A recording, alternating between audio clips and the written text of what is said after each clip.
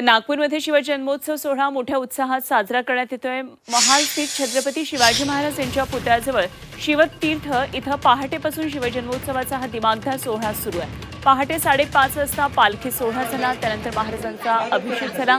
शिवस्वरूप वादन, आरती, शिवस्तुती या कार्यक्रमांचं आयोजन करण्यात आलं आणि यावेळी हजारोंच्या संख्येनं तरुणाई शिवजन्मोत्सवामध्ये पहाटेपासून सहभागी झाली आहे। नागपूरमधून ही थेट दृश्य आपण पाहतोय। शिवाजी महाराजांना अभिषेक करून शिवजन्मोत्सव साजरा केला जाणार आहे। नागपूरमध्ये ढोल पथकाकडून शिवरायांना मानवंदना देण्यात आली आहे। पहाटे 5:30 वाजता पालखी सोहळा संपन्न झालाय, त्यानंतर महाराजांचा अभिषेक झाला। शिवस्वरूप वादन, आरती, शिवस्तुती असे अनेक कार्यक्रम आज आता दिवसभर असणार आहेत। मोठा उत्साह सध्या नागपूरमध्ये शिवजन्मोत्सव सोहळ्याचा दिसतोय। भगवे ध्वज नाचवले जातात। अवघी तरुणाई एकवटली आहे नागपूरच्या रस्त्यावर।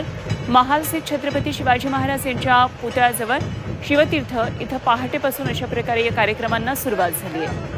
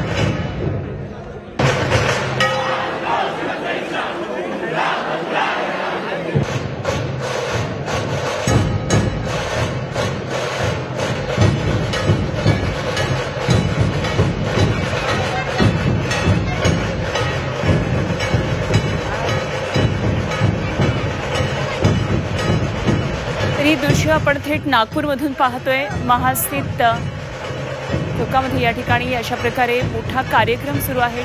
शिवजन्मोत्सव सोहळ्याचा अवघी तरुणाई सध्या एकवटली आहे नागपूरमधल्या रस्त्यांवर।